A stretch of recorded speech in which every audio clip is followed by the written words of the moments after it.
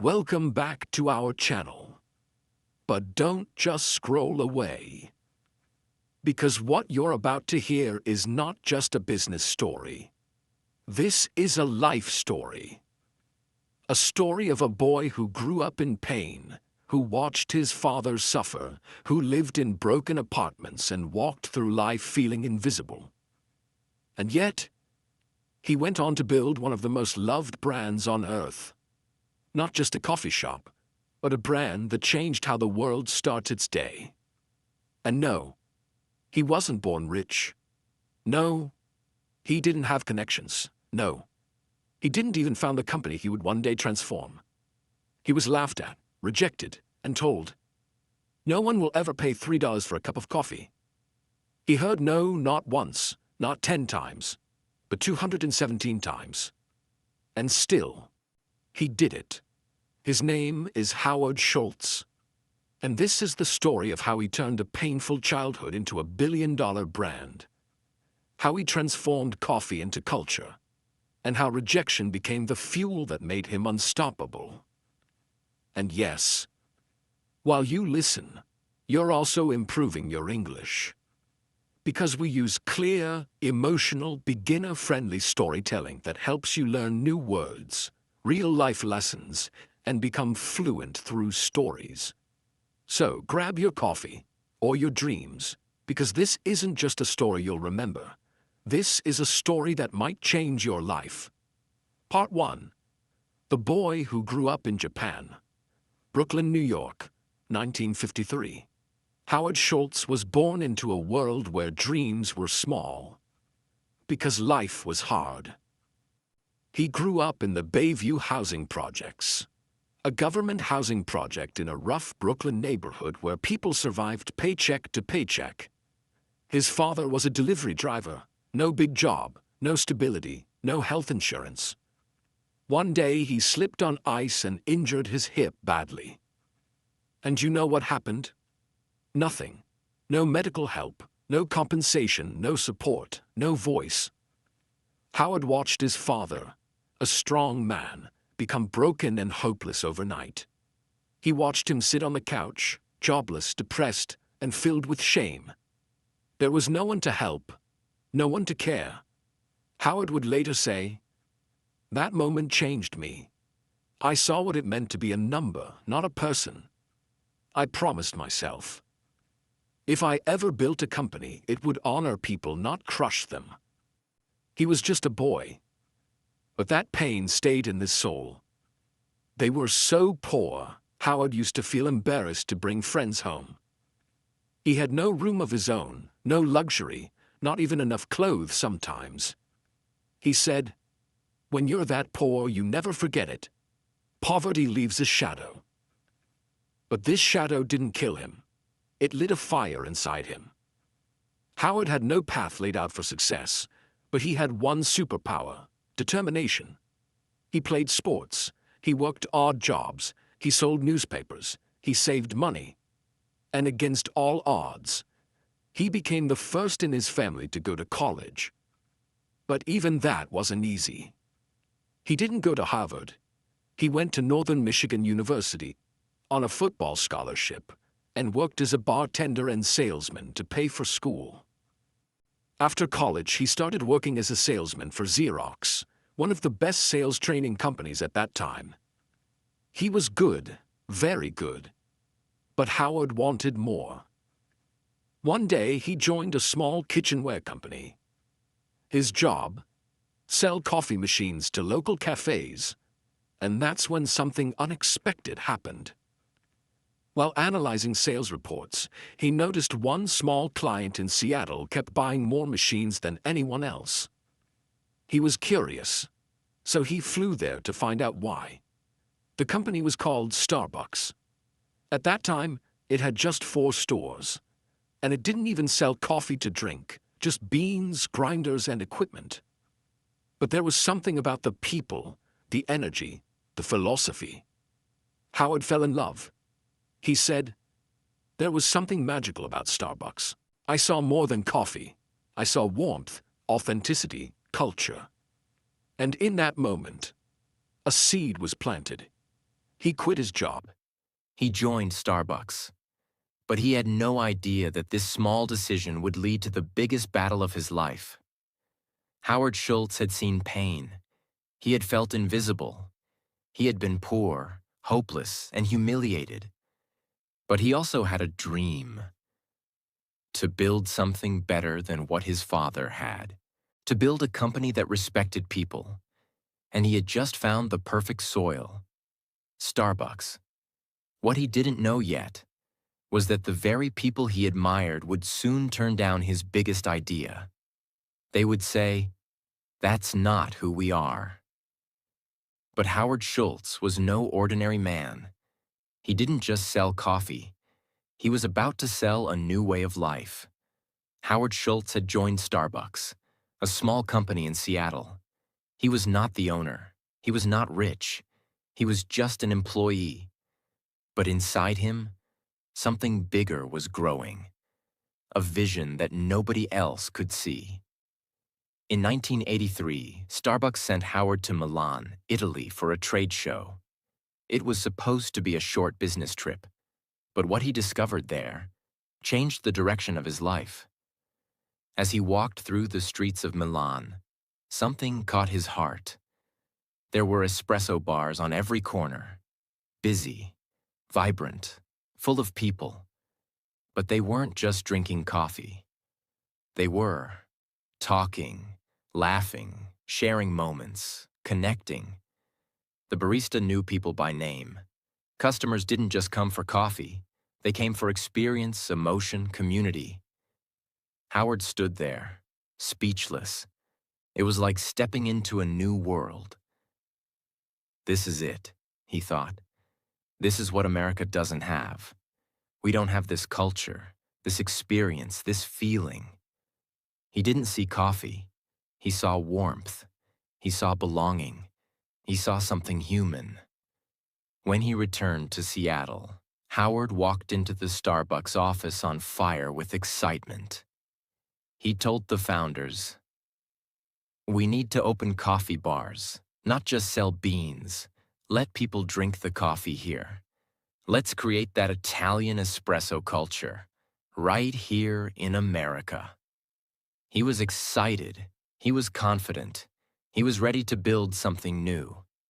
But then came the answer that broke him. The founders of Starbucks, Jerry Baldwin, Zev Siegel, and Gordon Bowker, listened quietly. Then they said, "No, that's not who we are. We sell coffee beans, not serve drinks." They didn't believe Americans would ever go for it. They thought people wouldn't pay $2 or $3 for a cup of coffee. They thought it was too risky, too strange. Howard was stunned. This was his moment, his dream, his mission, and it was crushed. Howard didn't argue. He didn't scream. But inside he knew, if they won't do it, I have to do it myself. And so, with nothing but belief, Howard made the biggest decision of his life. He would leave Starbucks to start his own coffee bar. Howard was heartbroken. He loved Starbucks, but his dream was bigger than loyalty. So in 1985, he quit. He decided to start a company called Il Giornale, named after an Italian newspaper. But he had no money. He had to raise funds to start. Howard believed in his idea. He thought investors would too. But what happened? Rejection. After rejection. After rejection. He would walk into meetings full of passion and walk out with closed doors. Americans won't pay $3 for coffee. You're not Italian. This won't work here. You're dreaming too big. He was laughed at, ignored, and insulted. He said, "I was rejected 217 times. That number is burned into my brain." But he kept going, day after day, meeting after meeting, pitch after pitch, until finally, 30 investors said yes. He raised $400,000. And in 1986, opened his first coffee bar in Seattle. It wasn't just a coffee shop. It was a love letter to Italy. Howard made sure everything felt different. Italian music played softly in the background. Baristas remembered your name. You didn't just buy coffee. You had an experience. And guess what? People loved it. They didn't care that it was new. They didn't care about the price. They came for the feeling. Il Giornale became an instant hit. Howard proved them wrong. While Il Giornale was booming, something unexpected happened.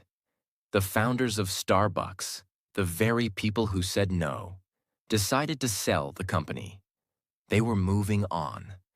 Starbucks was too small for them now.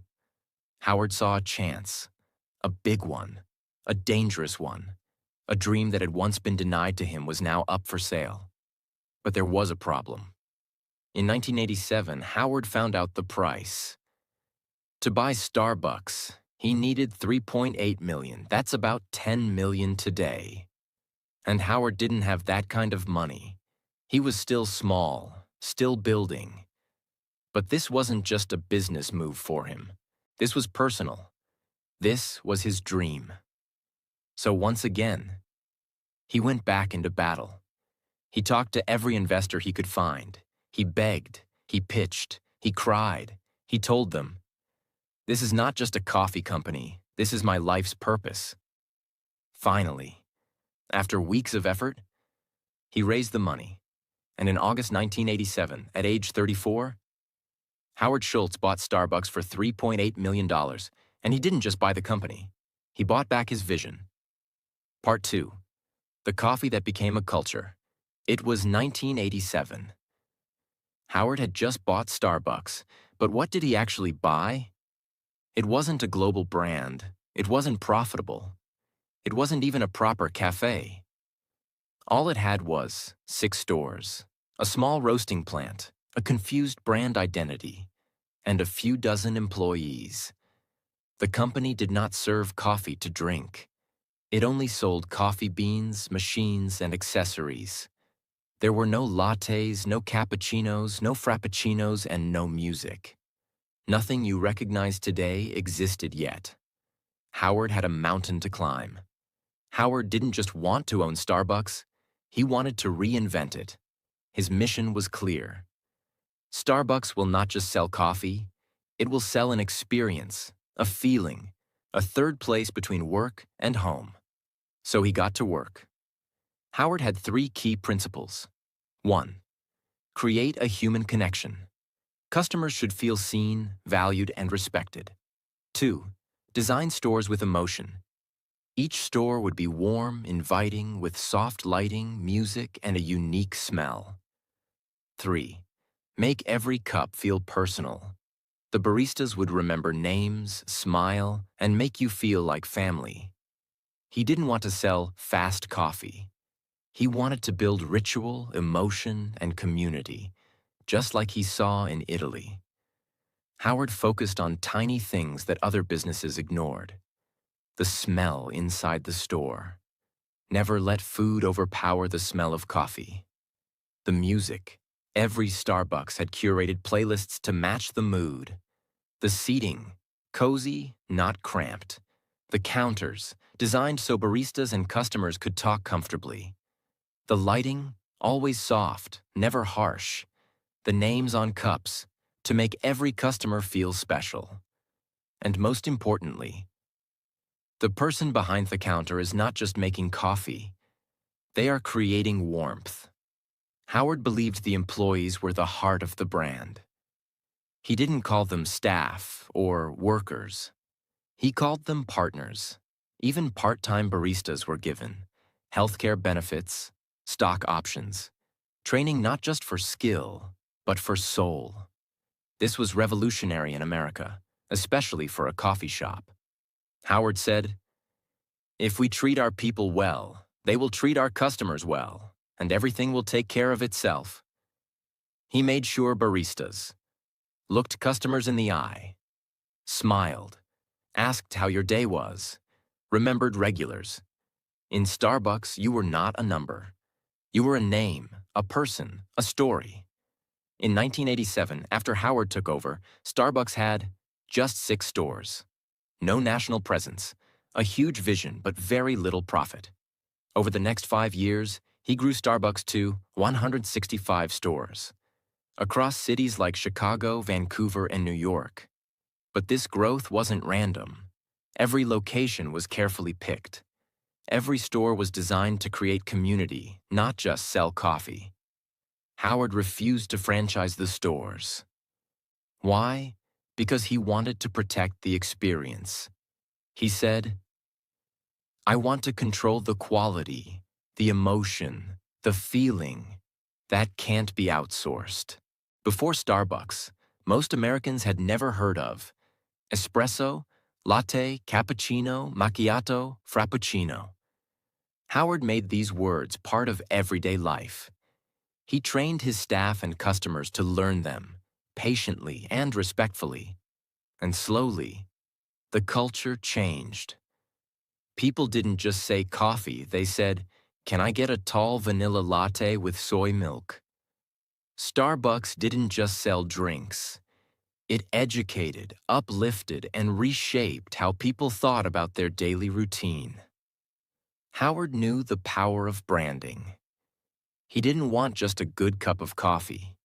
He wanted customers to feel proud holding a Starbucks cup. So they invested heavily in clean, minimalist logo design, high-quality cup materials, consistent green and white branding, a sense of premium experience. Very soon, holding a Starbucks cup became a statement.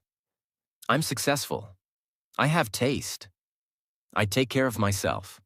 This is my time. Howard realized something deep. People aren't just buying coffee. They're buying a moment of peace, a sense of belonging, a way to feel seen. And that's exactly what he gave them. For a few dollars, 3, 4, 5, people didn't just get a drink. They got a cozy seat, calm music, friendly conversation, a small break from the chaos of life. And that was priceless. By the early 1990s, Starbucks had expanded to several major U.S. cities. It was earning millions in revenue. Customer loyalty was extremely high.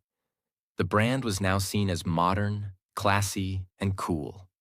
People went to Starbucks to read, to write, to have meetings, to fall in love, to take a break, to feel human. By the early 1990s, Starbucks was no longer just a Seattle brand.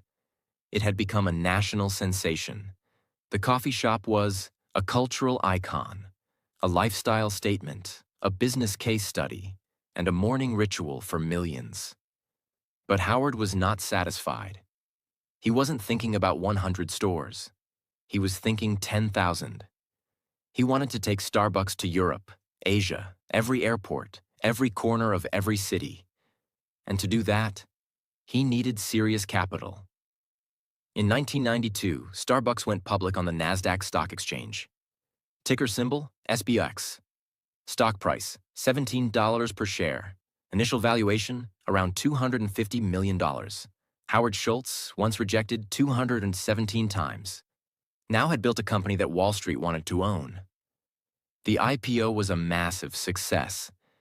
Starbucks stock skyrocketed in the first year. With fresh funding, Howard had the fuel he needed to expand faster than ever before. While Starbucks was expanding, something unexpected happened. In 1994, in Santa Monica, California, a small group of Starbucks baristas noticed something. Customers were asking for cold blended coffee drinks. At the time, Starbucks had no cold coffee menu. But these baristas didn't wait for approval. They experimented. They blended espresso with ice, milk, chocolate, whipped cream, and created something new. When Howard found out, he didn't punish them. He didn't say, "That's not in the manual." Instead, he tasted the drink and smiled. "This is brilliant," he said. "We're launching it nationwide."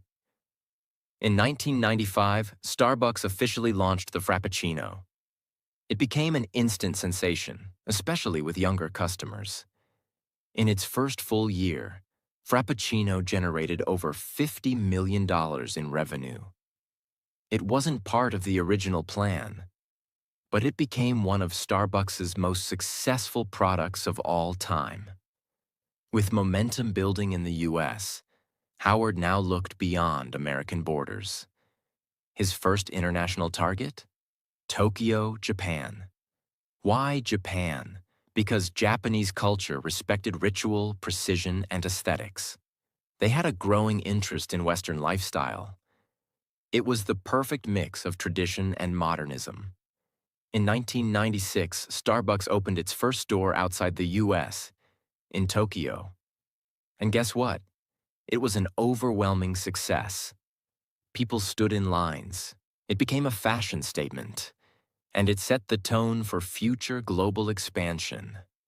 After Japan came, UK, China, Singapore, South Korea, United Arab Emirates, Germany, and dozens more. By the end of the 1990s, Starbucks was in over 20 countries. As Starbucks grew, so did the numbers. By 1997, 1,400 stores.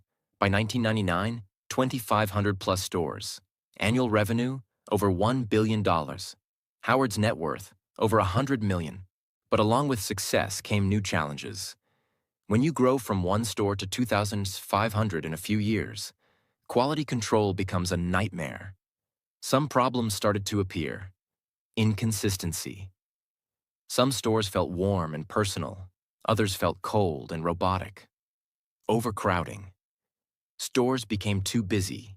People complained about long lines and noise. Overstandardization.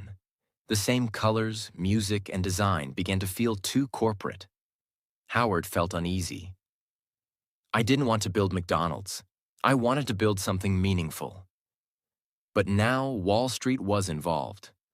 Shareholders wanted faster growth, more stores, higher profits.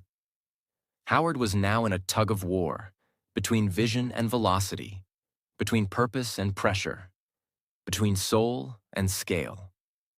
At this point, Howard Schultz was not just a CEO. He was managing thousands of employees, overseeing global expansion, dealing with investors, protecting company culture. He was exhausted. In 2000, after building Starbucks for nearly 20 years, Howard made a shocking announcement. He was stepping down as CEO. Howard said, "I've taken the company as far as I can. Now it's time for someone else to take it higher." He stayed as chairman, but gave day-to-day leadership to Orrin Smith and later Jim Donald. The new leaders focused more on growth, stock prices, and systems. And at first, it worked. Stores kept opening. Profits kept growing.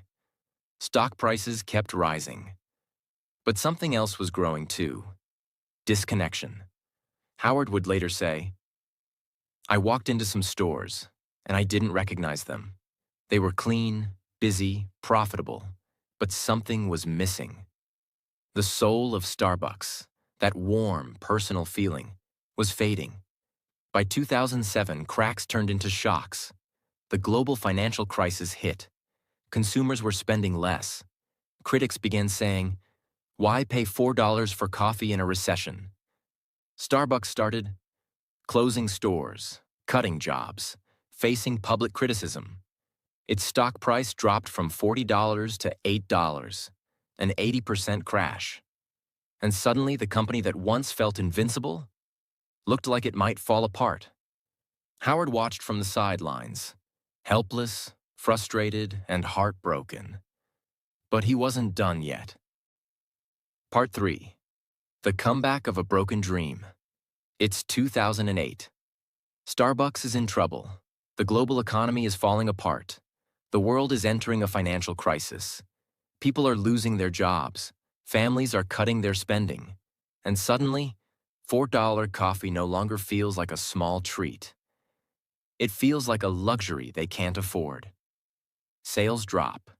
Customer visits fall. Store traffic slows. Starbucks, once a symbol of modern culture, is now seen as overpriced, overrated, overexpanded.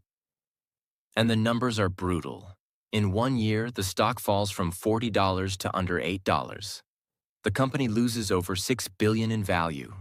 Store closures begin. Hundreds of locations shut down. Thousands of employees are laid off. Morale collapses inside the company. The magic is gone. And behind the scenes, one man is watching. Heartbroken. Howard Schultz is no longer CEO. He stepped down in 2000. But he remained chairman, watching from a distance. He visits stores and feels a sharp pain in his chest. "This is not what I built," he whispers. He sees dirty floors, distracted baristas, empty chairs, customers who feel rushed and invisible. Everything he stood for, connection, experience, emotion, is fading fast. And then, one day, the board of directors comes to him and says, "Howard, we need you back." It's January 2008. Howard Schultz, now 54 years old, steps back in as CEO of Starbucks. But this time, it's different. He's not coming back to lead a celebration. He's coming back to save a dying dream. And he knows the truth. This will be the hardest fight of his life. The world is in crisis. The media doubts him. The company is collapsing. And worse, the culture is broken. But Howard doesn't hide. He steps in with fire in his eyes and says to his team, "We are not in the coffee business serving people. We are in the people business serving coffee. And we've forgotten that." Howard begins with radical decisions. 1. Closes 900 stores. Yes, 900 stores across the US and abroad are shut down. Not because they didn't make money, but because they didn't reflect the brand's soul. 2. Fires thousands of employees. It breaks his heart, but he knows. If we don't cut now, we may not survive. 3. Halts all new store openings. Growth is paused. Focus returns to quality. 4. Cuts his own salary. He reduces his annual salary to $1 to send a message. "This is not about me. This is about saving us." 5. Retrains every single barista. Howard shuts down all 7,000 stores in the US for one day. It costs millions of dollars in lost revenue. But to him, it's worth it. That day, every Starbucks partner goes through espresso retraining. Howard says, "We're not just fixing technique. We're bringing back pride." Howard focuses on restoring the magic. Better espresso machines for consistency and flavor. No more microwaved sandwiches. The smell ruined the coffee aroma. More focus on eye contact, conversation, personalization. Redesigning stores, making them feel like real third spaces again. He also introduces new ideas. Free Wi-Fi in all locations. Mobile ordering for faster service. The Starbucks Rewards app, which becomes one of the most successful loyalty apps in the world. Howard also begins to shift Starbucks into a force for good. He increases investment in fair trade coffee, supporting small farmers in Latin America and Africa, ethical sourcing, ensuring farmers are paid fairly, sustainability, reducing waste, promoting recycling, diversity and inclusion, hiring more veterans, minorities, and refugees. He says, "Success is empty if you're not lifting others with you." And Starbucks becomes more than a coffee company again. It becomes a brand that stands for something bigger. By 2010, the world sees something incredible. Starbucks rises again. Here are the results. Revenue climbs back to $11.7 billion. Net income grows to $946 million. Stock price recovers to over 30. Customer traffic increases. Employee satisfaction rises. Brand trust is restored. From Wall Street to Main Street, people say the same thing. Howard Schultz saved Starbucks. But more than numbers, something else returns. The aroma of real coffee. The sound of soft music. The sight of baristas smiling again. The energy of connection inside stores. The Starbucks experience is alive once more. Howard walks into a store in Brooklyn, not far from where he grew up. He sees a young barista hand a cup to an old man, smile, and say, "This one's on me today, sir. You always brighten our day." Howard smiles. "That," he says, "is what it's all about." Part 4. The Final Cup. Legacy of a Dreamer Who Never Gave Up. It's 2017. Starbucks has fully recovered. The brand is stronger than ever. It has over 25,000 stores across the world, a market value of over $80 billion, over 300,000 employees, one of the most recognized logos on the planet, customers in more than 70 countries, a stock price that has grown by thousands of percent since its IPO. The Starbucks app is one of the most used mobile payment platforms in the US, even beating Apple Pay in some markets. But more than numbers, Starbucks has become a global habit, a part of people's lives. From students to CEOs, from Tokyo to Toronto, from Mumbai to Miami. People walk in, speak their drink out loud, and feel heard, seen, and valued. By now, Howard Schultz is in his early 60s. He often walks into stores quietly, unannounced. Sometimes he watches a single mother working on her laptop, sipping a latte. Sometimes he sees a homeless man being handed a warm coffee by a smiling barista. And sometimes he hears the sound of laughter, music, and peace. And he thinks, "This is exactly what I dreamed of. Not a product, a place, a feeling." He didn't want to build the biggest coffee company. He wanted to build the most human. And he did. Let's pause for a moment and look at the scale of what Howard built. Metric then, 1987. Now, 2017. Stores 6, 25,000 plus revenue. 5 million year, over 22 billion year. Employees, a few dozen, over 300,000 countries, 1 US. Over 70. Stock price, IPO. 17 share, over 60 share company value. 250 million, over 80 billion. All this from a man who grew up in public housing, who saw his father suffer and promised he'd never let workers feel unseen again. In 2017, Howard Schultz once again stepped down as CEO, this time on his own terms. He said, "It's time for a new generation to lead, but I'm not leaving. I'm just passing the torch." He handed the leadership to Kevin Johnson, a former tech executive and longtime Starbucks board member. Howard remained chairman, still involved, still passionate, but no longer in daily operations. But Howard didn't retire to relax. Instead, he turned his energy toward social impact, human rights, veteran employment, helping underserved communities, fixing the American dream. He launched initiatives to hire over 10,000 military veterans, offer free college education to Starbucks employees through partnerships, provide employment to refugees and disadvantaged youth, advocate for racial and economic equity.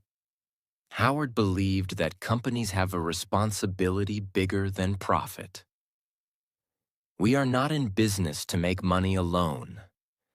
We are in business to elevate humanity. Most people don't know this. But Howard's desire to care for employees, build a warm company, and serve people with dignity came from personal pain. His father, Fred Schultz, was a delivery truck driver. One day he slipped on ice and injured his hip.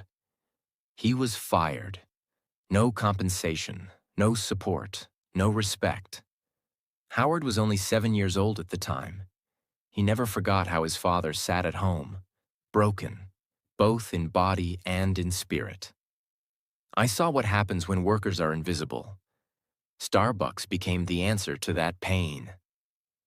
So he built a company where even a part-time barista got healthcare, stock options, education, and dignity. In 2019, Howard announced he was exploring a run for President of the United States. Why? Because he believed that leadership meant service, not power. He wanted to bring the same human-first philosophy he used at Starbucks into the political world. Although he eventually dropped the idea, the message was clear.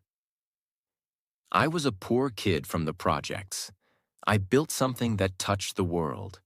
So why not use that experience to heal even bigger things? Today, Howard Schultz is retired from Starbucks, but the culture he built still lives in.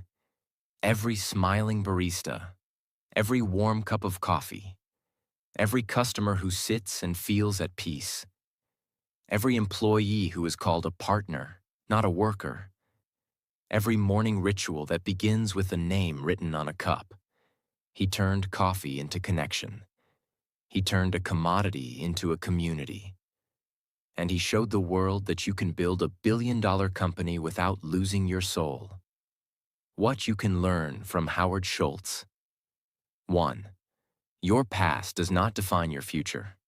A poor boy from the projects can build a global brand. 2. Rejection is not the end. It's the beginning. Howard was rejected 217 times before someone believed in him. 3. Lead with your heart, not just your head. Profit is important, but people are everything. 4. Your business is your legacy. Every decision you make leaves a mark on someone's life. 5. Success means nothing if your people feel invisible. Howard built a company to heal the pain he saw in his father's eyes. Howard once said, "Dream more than others think practical. Care more than others think wise. Expect more than others think possible. And don't be afraid to be the only one who believes." He believed. And because he believed, today, over 100 million people walk into Starbucks stores every week. Not just for coffee, but for comfort, connection, and a small piece of hope. And it all started with a boy who had nothing except a dream and a reason to never give up. This is the end of the Starbucks story. But this should be the beginning of your story.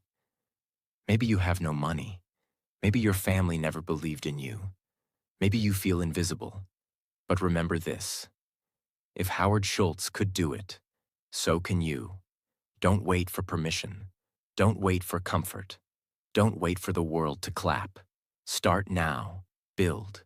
Believe. Begin. Because your dream matters. And one more thing. This story wasn't just about coffee. It was about life, leadership, love, and legacy. It was told in simple English so that anyone, anywhere in the world, can understand it and feel inspired. So if you learned something today, if you felt something today, then share it. Because maybe someone out there needs to hear this story more than you can imagine. Thank you for listening. Thank you for dreaming. And thank you for believing.